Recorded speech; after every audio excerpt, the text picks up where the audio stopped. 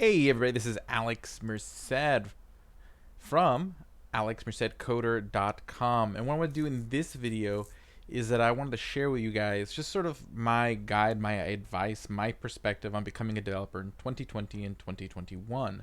As someone who's been a developer for a little over the year, on top of other things, let's actually talk about who I am first. Who am I?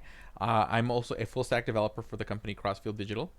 I'm a software engineering instructor where I train new software engineers over there at General Assembly, and I'm the creator of Dev Nursery, where I've created now probably getting near over 1,000 videos in development in all sorts of different languages and frameworks and whatnot, all freely available. Just check out devnursery.com. There's a Slack community. There's a Discord community where you can meet other developers and learn a lot of really cool stuff.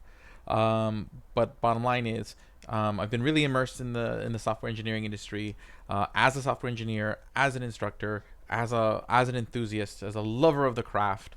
And there's a few pieces of advice I would give anybody who's thinking of breaking into the industry, as someone who literally had to go through that process of learning and breaking into the industry recently. Okay, how should you learn? This is always the big question. It's like, what should I do? Should I go get a degree? Should I go to a coding boot camp? Should you teach yourself? All of these paths are possible. Okay, at the end of the day, it comes down to sort of where do you see yourself, and also an honest assessment of what you think your discipline is. Okay, because bottom line is, if you're going to go through an graduate degree, what's going to happen? It's going to be more than just learning how to code. It's going to be more than just the practical. It's going to be a deep understanding of what computers are and concepts and technology. You know, and you'll probably learn a lot of languages that you may not use on the job. Like you might have to delve into things like Lisp and Prolog, which are very difficult, but very unlikely that they'll be the language you use on the job. But you'll definitely know a lot of algorithms, a lot of conceptual stuff really strong. Um, and you probably will have experience in things like Java, possibly C Sharp, coming out of it for more enterprise level jobs. Okay, so generally, like if that's the direction you want to go, so more to work in the enterprise, you probably do need to get a undergrad or graduate degree to apply for those enterprise level jobs. Typically, like jobs in very large companies, and even this is becoming less so and less so the case. But oftentimes that's where you're going to see the biggest barriers. The bigger the company, the more picky they're going to be about whether you have a degree or not. And those are typically going to be sort of like Java, .NET jobs, because those are generally going to be more enterprise level companies that use those platforms. But you know, it's more expensive. It's more time. So you're talking about 4 to 6, 8 years of training versus 3 months, and you're walking away with a lot more debt. But again, those enterprise level jobs are some of the higher paying jobs in the industry. You know, the difference between sort of like 80 grand a year, 70, 80 grand a year entry level versus like, starting 6 figures plus. But again, there's the cost, there's the time. So that's an assessment of where you're at. So even at the entry level and even without a degree, you're talking about sometimes, depending on your market, again, every market's different. So depending where you live, what your skill level is, there's also things that make a difference. You might be able to find something like 70, 80 grand entry level. I mean, it's still, and now more so than ever, because I mean, here in 2020, we're dealing with COVID and all this stuff. So every business has to sort of shift to a more sort of web-based type thing. So web developers are surging in demand because everyone now needs more web applications, more robust web applications. You're surging in demand in DevOps people because you need people who are going to scale infrastructure, manage infrastructure for a lot more internet usage. New applications mean you need more UX designers to help design great user interfaces because now everyone's using web applications, which means there's a lot more data. So you need more data scientists. So the demand for people in the tech space is actually surging. Okay, this is actually probably 2020 has been a good year for me, in the sense that I've gotten to work remotely. So basically, none of sort of the events of 2020 have affected me as far as my work life. But on top of it, like I've only seen demand for what I do grow and seen this space continue to thrive in this environment. Okay, essentially you're seeing this sort of technological shift being hurried along because of just a change of circumstances. So this is a good place to be. So if you're wondering like, oh, is it too late? It's not too late. Okay. And the thing about technology is that there's always like new technology things. So the things that there's always gonna be new languages, new frameworks that suddenly become the thing, and you're gonna need new developers to work in those things. And like people are always worried, like, how am I supposed to compete against someone who's been doing this for 20 years? Problem is, like, that language that's only been around for 2 years, that 20-year veteran isn't necessarily gonna be as you're now every time there's like a new technology, the playing field is kind of even again. Because for example, if we're talking about like a language like ballerina, no one has like 5 years of experience in ballerina. I don't think ballerina's really been around, uh, you know, that long as a language. Not that there's a lot of jobs in ballerina, but the point is, it's like it's a thing where if you're joining the industry now, you're gonna have the same amount of experience as someone who may have been a programmer longer. Like you are, there's always new places to enter, okay, and then there's always new fields, and there's just so much to learn. And once you kind of get to the, once you've learned, you'll realize like how everyone is constantly learning and how everyone's constantly forgetting. As a programmer, you will forget more than most people learn in their lifetime, very quickly. Okay, so let's say you don't go the undergraduate route.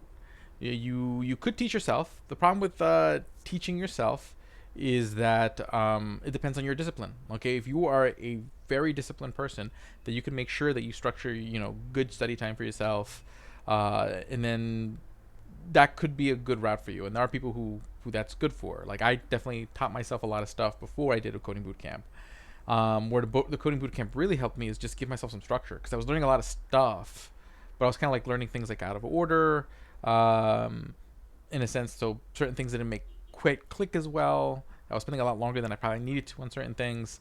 On top of it, I had no idea how to turn like these things I was learning into like a job search, or how to start even thinking about a job hunt. And this is where like a coding boot camp really sort of excels. At least my experience with GA, because again, I was a GA student and a GA instructor, so I can only speak truly to the GA experience. If you had experience at other boot camps, feel free to put them in the comments.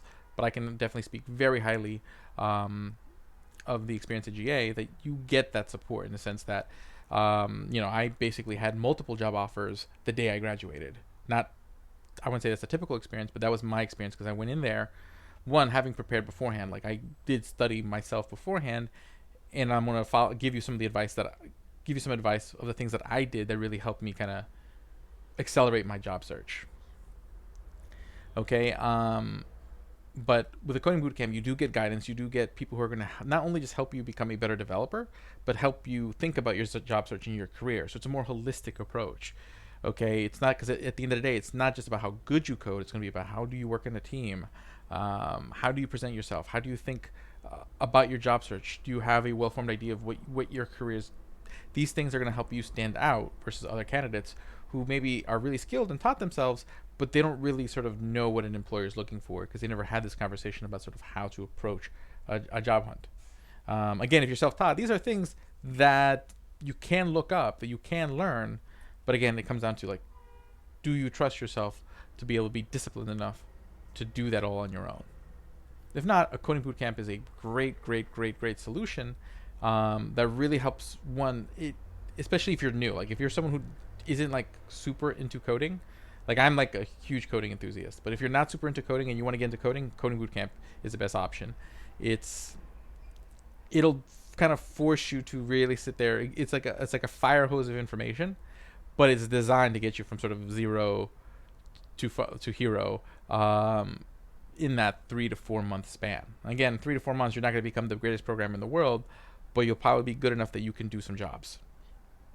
Okay, and be well underway on the process. Again, it doesn't mean you get your job right away like I did, but you'll be on the way there. It ranges. It depends on where your skill level's at and sort of your conceptual understanding of things at the end of the program. But I can't think of a better way to get there faster. Okay. But those are the 3 paths. Anyway, long as you have what employers want, these will work for you. Okay. But regardless of whatever path you take, if you're starting and this is like the first video you watch, the first thing you really need to do is know what the tools are. Okay, because you need to understand the landscape. So I have a little page I made, intro.alexmercedcoder.com, where I have several videos on like Git, GitHub, Visual Studio Code, all the basic tools that you're going to be using if you're going into development, particularly web development. But you know, these generally the tools you need are now really pretty the same tools everywhere.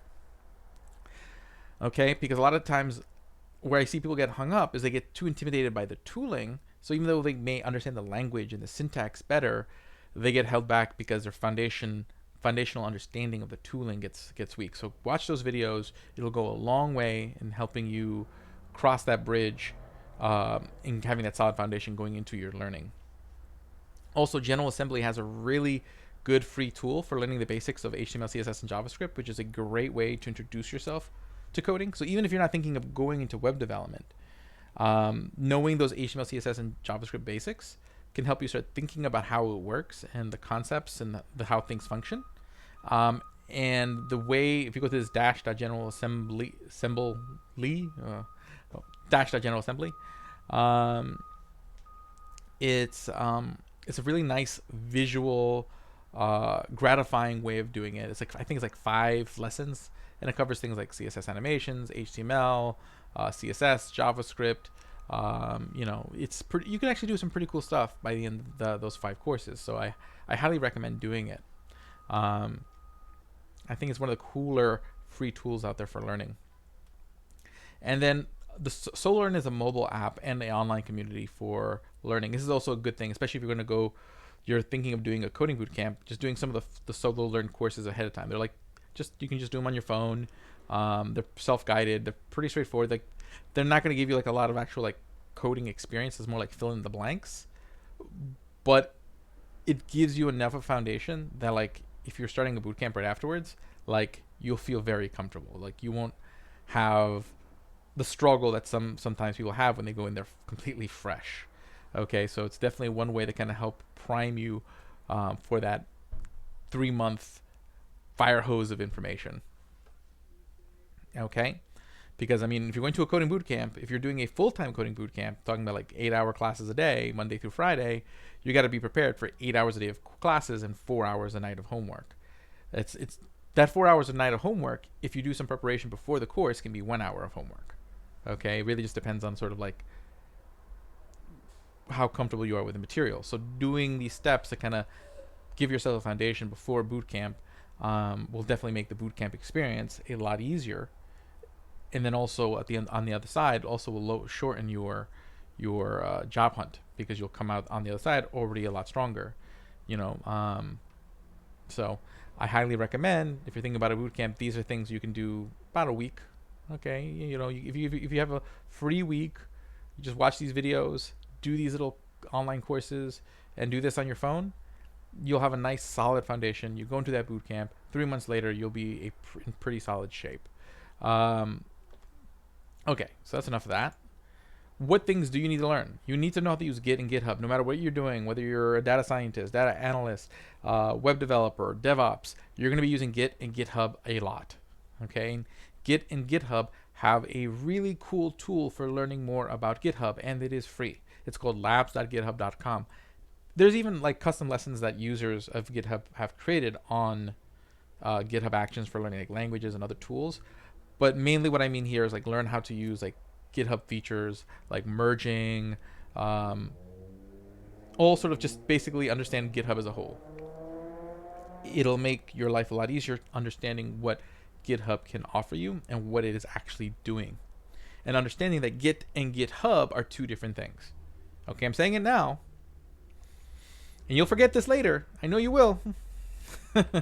But that's something you really want to kind of drive home, that Git and GitHub are 2 different things. Appreciate the differences, and understand what Git is doing, and you'll find that. And the cool thing about Git is that it's not just for coding. You could use it to write a book. You can use it for any files that you want to keep track of versions of.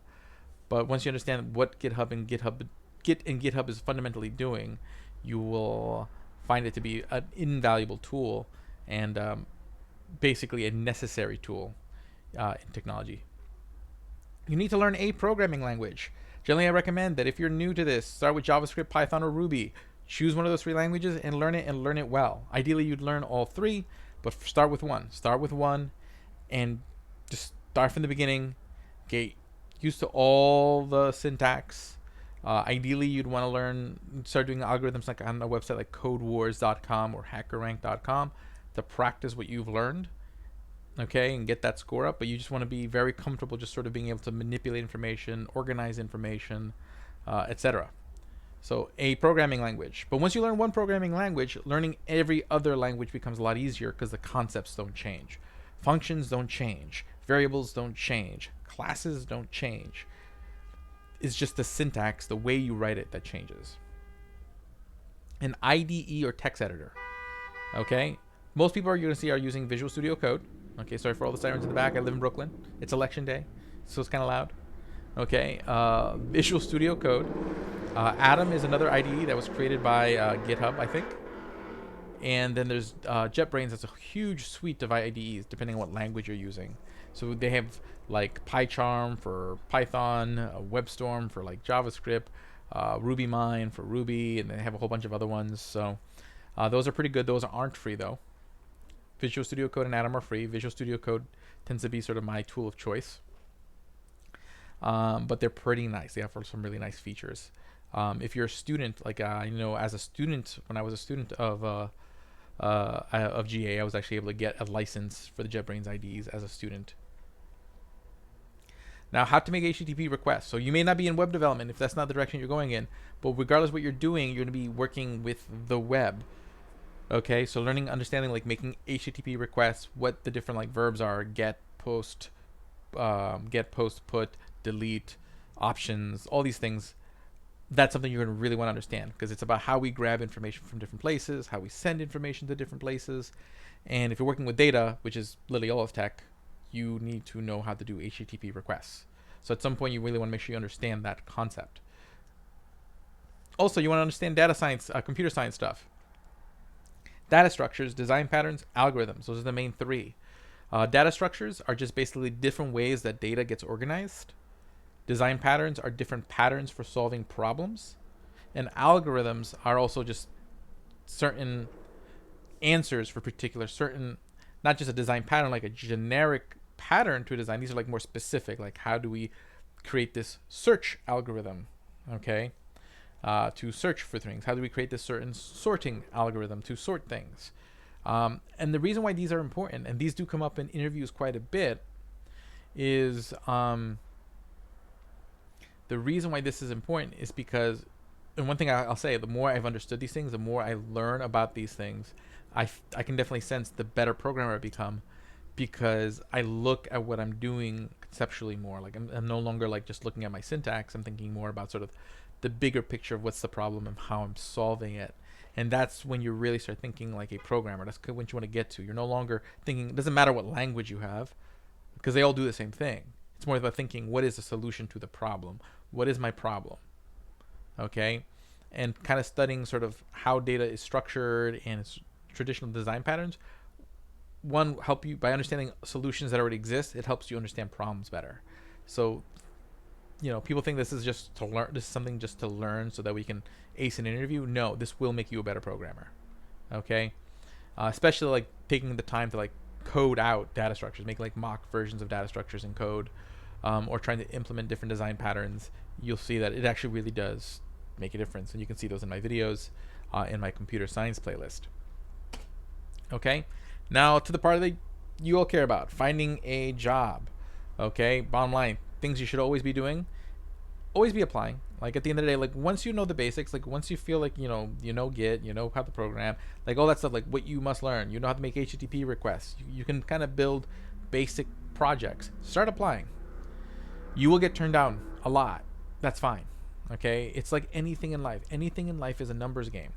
You only need one potential employer to say yes. But if you don't get if you don't ask 1,000, it's like asking for a date to the prom. If you just ask one person to the prom and they say no and you stop, then, or if you sit there and you spend months planning to ask that one person out and then they say no, then you're back at square one.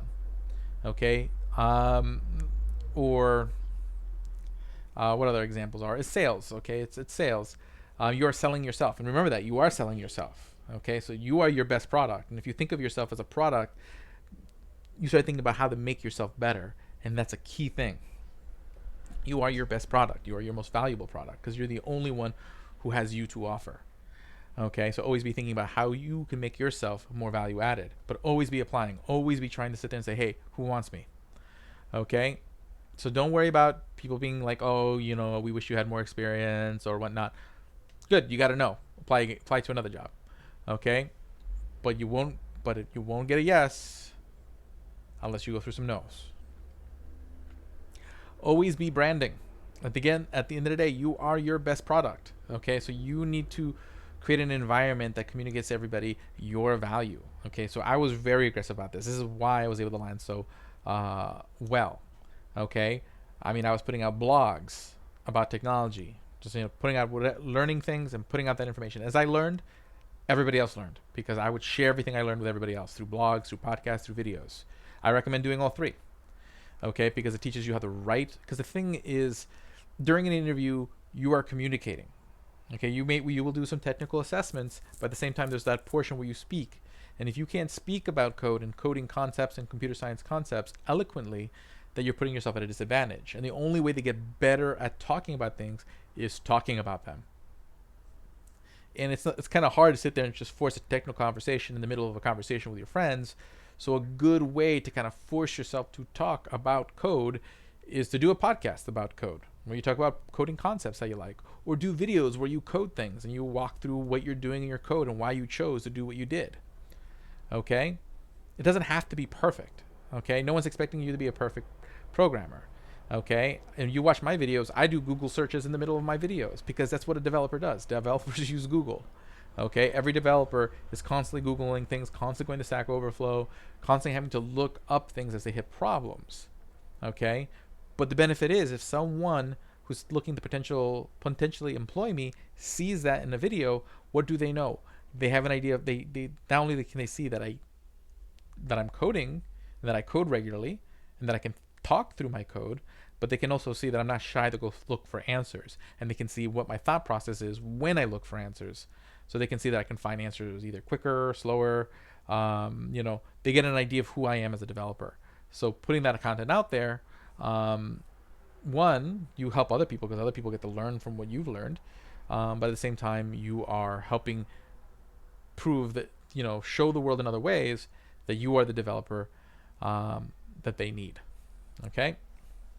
Also, job ads. You'll see job ads ask for all sorts of ridiculous things where they'll ask you you must know every language and know everything and have lots of years of experience, but we're only going to pay you for an entry level job. Take that with a grain of salt. A job ad is what I want, but you don't always get what you want. But if you try, they may get what they need, and you just may be what they need. Okay, so put yourself out there. Okay, just because someone says I want this doesn't mean they're going to get what they want. And if your name is not on that application list, then they're not going to determine that you may be what they need. Okay, always be building projects, always be making stuff, making examples of stuff. I'm always constantly building libraries, making builds, recording myself making those builds, showing examples of my libraries. One, because only by building things are you improving your skills. Okay, you have to actually do it to get better at it. But also, projects can also just be things you do for other people for free. If you find other people who could use the things you know how to do, offer to do with them for free. Okay, build a portfolio of things you've done for others that you can then put out there. Okay, so that's always be building. Build stuff, build it for other people, build that reputation. Always be connecting. LinkedIn is a great way to connect. Just add people. Don't be annoying. Don't be messaging them every 5 minutes. But the idea is that you connect with people who would care about the content you're putting out there, and you post content. I post videos, I post blog articles that the people who I add would care about. Because who do I add? Developers. Okay, I am networking with other developers. They're going to care about libraries I create because I'm creating things that would be useful for me, so it's going to be useful for them. So add value. You want to connect with people and show that you are a valuable asset. and go to events. But not only go to events, organize events. Now we're in the land of COVID. So nowadays every like event is now a Zoom room. You can organize you can organize a conference in this environment. Okay, you can organize a local web development. Well, that even doesn't have to be local. It could be global web conference. It's just basically a Zoom room with some speakers who agreed to speak. Okay, um, but then you become the person who organized the event, and that's going to give you authority, and that's what branding is about. It's all about building authority, showing that you are a factor in the field that you are trying to build. Okay, so do that. Organize events and make them valuable. Find speakers who are going to talk about interesting things. So you might want to go to a few events first to kind of understand like what is a good event, what's a bad event, and then organize your own. But again, do events, meet people, network, be connecting with people. Always be learning. Okay, either go deeper into the things you do know, or learn something new. But don't get complacent. Don't just be like, okay, I'm just going to do the same thing again. Okay, learn new stuff. Keep pushing yourself. Keep doing iterations that are slightly more complicated of the lot. Like basically, if you build a to-do list, build another to-do list, but make that to-do list a little bit more complicated. Maybe use local storage so people can save their to-dos in their browser, or maybe you hook up a whole database so that way so that way all sorts of different people can open up an account with your to-do note service, and be able to keep track of their to-dos in your application. Like, create cool stuff and then just keep you could create it again, but create it again a little bit more complicated. Keep pushing.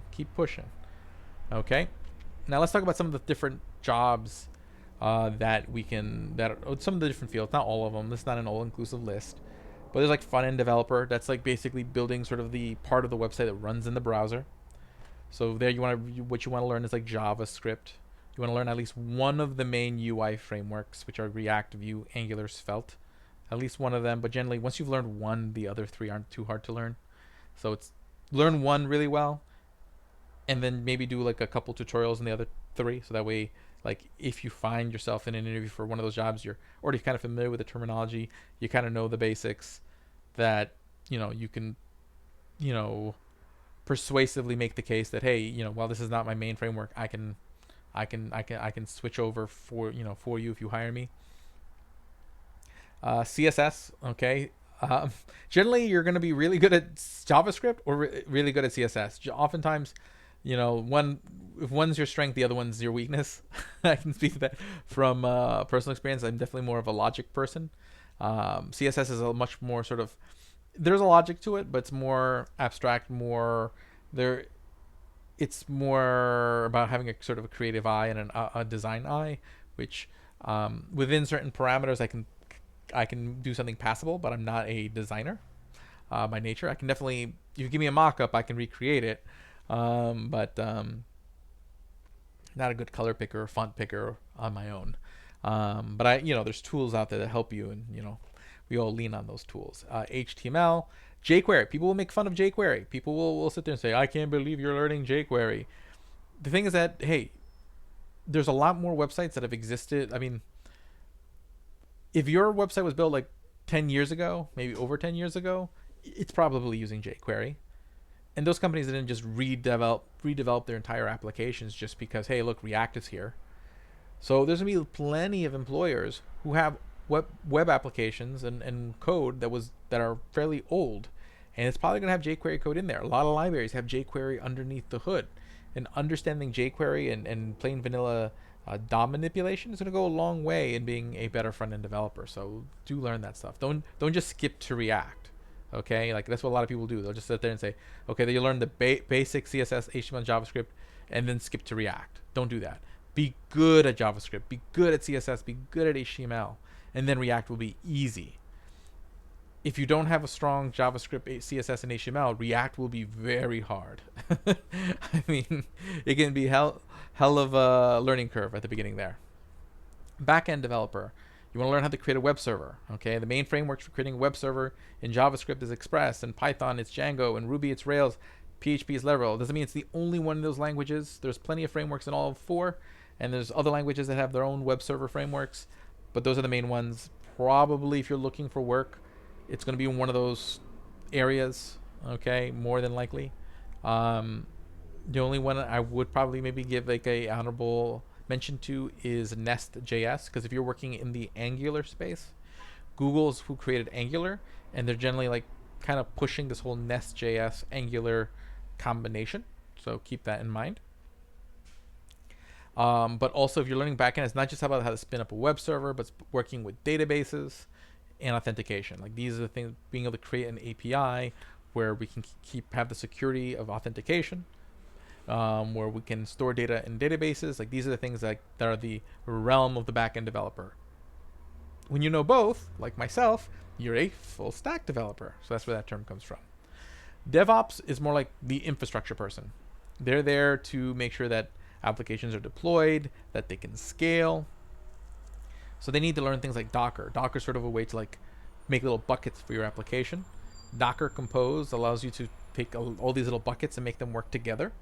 And then Kubernetes is like a software for being able to spin up many instances of this. So one way I would think about it is like think of Docker as a song, or a Docker container as a song. So one application is like one song, but sometimes you need multiple applications to get your project going. So for example, I might have a front-end application, a back-end application, a database, and those might be 3 separate Docker containers.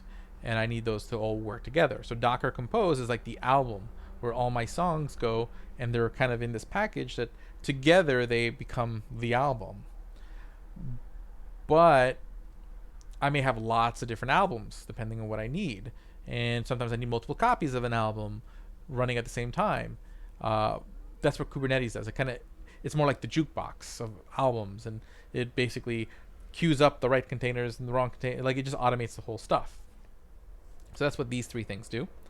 GitHub Actions is a GitHub feature that allows you to create some automations for what's called continuous integration, which just means you can like automate tests when people push their code to GitHub, which is a very cool thing to learn. And if you learn that, that's a huge plus to employers, just knowledge of testing in general. So probably even if you don't get to Docker, just learning GitHub Actions and just a testing library or 2, that in itself will probably be a big plus to any employer, because you can never have enough testing, because we're always trying to not ship buggy code. Okay, so Jest and Cypress are 2 libraries in JavaScript specifically, but every language has their own testing libraries. They generally all work the same, whether you're talking about unit testing or end-to-end testing or integration testing. The difference being unit testing, you're testing like how one like function works and making sure the function does what it's supposed to do. Integration testing is like you're testing like maybe how a series of functions work together. End-to-end testing is like testing the whole application, that everything in the application works. Thus end-to-end. Oops, let me go back one. Oh no, that's actually, you want to go forward one. Okay, and then all the cloud platforms, AWS, Azure, G-Cloud, all those are key to DevOps. And those are very lucrative positions, but these are also very hard to learn, because these don't make sense unless you've learned this stuff first. That's the thing about DevOps. Like you can't just like skip to DevOps. You really need to know the development landscape first, because if you don't understand like at least have a decent understanding of what's going on here, then it's hard to appreciate what Docker Compose, and Kubernetes is doing. Okay, it's like if you don't know what a sandwich is, like let me think of a good example. If you don't know what an omelet is, then knowing how to use an omelet maker makes it kind of hard, because you don't know like why are you using the omelet maker. You know how to use it, but you don't know why you're using it. So you kind of need to have a foundation in this stuff to really appreciate why all these things are so kind of cool and helpful. So these are generally like more senior positions, and generally you probably are gonna have to. You don't start here, I guess is what I'm trying to say. Data analyst. Okay, so data analysts, what they're going to do is they are going to take information. So they might take information from like scraping a website. They might take information from surveys that were collected. They might take information from a spreadsheet, or take information from a database, probably more likely like database scraping or survey data. And what they're going to do is they're going to pull in that data, probably take that data probably through Python, which will probably pull in that data from the database, scrape that data from the web, take that data, then probably export it to an Excel spreadsheet. And again, if you're pulling it from a database, you need to know SQL. but they're going to pull that information, probably put it in an Excel spreadsheet, and then use a tool like Tableau to create visualization. So that way, if you're a data analyst for a company, you're going to take like the company's like sales, the company's different types of data that they have, and create visualizations for those meetings that they're going to have. And so you're going to need to know these technologies to be that data analyst. Data scientists, you're probably doing a little bit more statistical analysis, where you're probably going to be like doing projections. So this is more like let's say you work for like 538, the polling company. They're going to be using things like Python and R. They're going to be taking all that polling data they want, and they're not just pulling it into a spreadsheet and creating a visualization, but they are doing sort of running like statistical analysis on it. And you're going to use things like pandas to kind of do a lot of that more sophisticated analysis. NumPy, again, you need to pull data from databases, so SQL. Python and R is going to run all sort of that crazy math stuff. And that's how you'll get like, oh, who's going to win today in the election? Because today is election day. So by the time you watch this, you may not know or not know who won that election. Okay?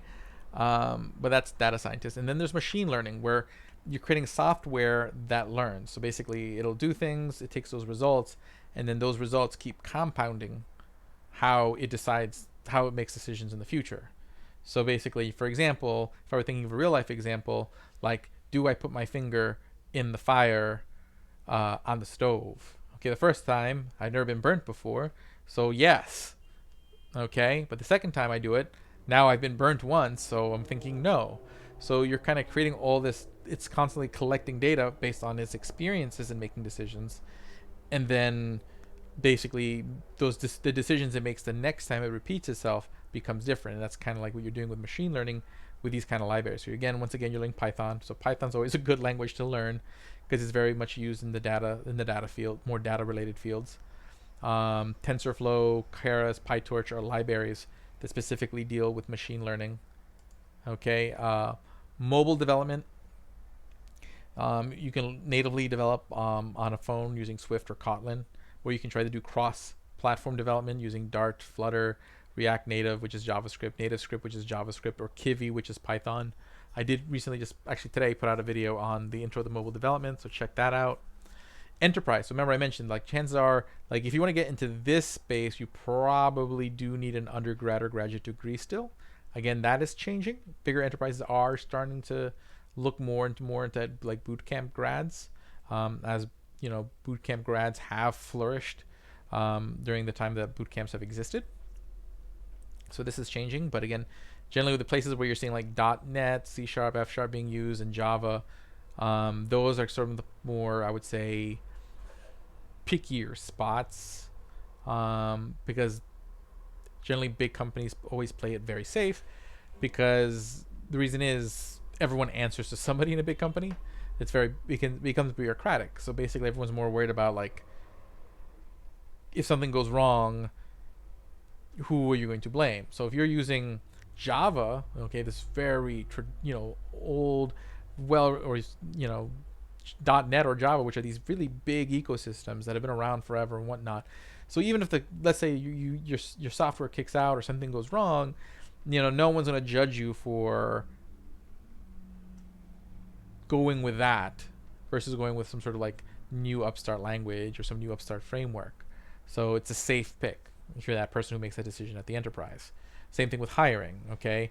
Even if that person who has a graduate degree turns out to be a bad pick, like, okay, well, no one's going to be like, oh, why did you pick the person with a graduate degree? So it's just a safer choice, because again, things get more bureaucratic as companies get bigger. So everyone's just more cover your behind, I guess. These are great things to learn. This is not a judgment of technology. This is just an explanation of sort of the dynamic at the enterprise level, as far as why it's kind of a harder space to break into. And I'm not talking about like the big tech companies. Like the big tech companies, probably with a strong enough technical ability, you can get in there. But these are companies that are not necessarily technical. They're huge. Think of like a giant oil company. They need people who do these things. But they're going to be pickier because they're not experts enough to take chances. Okay, and then there's UI UX designer. These are the people who make mock-ups. They are studying the user experience, studying the application, trying to figure out, okay, what colors help do people associate with this type of product? Um, where do people expect buttons to be? How do people want to use, what people don't like about a user experience, and try to figure out like how can we create a user experience that's going to make the people using this particular application as positive as possible. Okay, and then they would hand that off to the front end developer, who then has to recreate that experience in code. Okay, so oftentimes if you're that front end developer, you don't need to be an artist. The UI UX designer, they need to be the artist. Okay, they'll figure out where that button should be, what color it should be, what font they should have. The front end developer just needs to actually like take that mock-up, take all that information about what to do, and just do it. Okay, so that's a pretty good spattering about like the different jobs, what you should learn, the job search. So hopefully you found this helpful. My name is Alex Merced. You can learn more about me at alexmercedcoder.com. You can also join the Slack or Discord community over there at devnursery.com, where you guys can get direct access to me if you guys want to ask me a question. If you'd like to take a course with me, just take a look over there at generalassembly.com, and I guess you could probably call them and ask them like, when's the next time Alex is teaching a class? But honestly, like all the instructors at GA are pretty awesome. So you get into any course at GA, like everyone I've worked with over there has been super cool, and everyone is super patient, and everyone really is super enthusiastic about providing the students as much support as possible. I can't say I've ever worked for a company that is as caring for their customers as my experience has been with GA as a customer and as an instructor. Because I know if any of you who've been in my class know, I will definitely go and spend a lot of my free time making myself available to you. So I'll just leave it at that. Again, my name is Alex Merced from alexmercedcoder.com. Again, check out devnursery.com so you can see all my videos. And then maybe I'll see you in class one of these days. Have a great day and enjoy.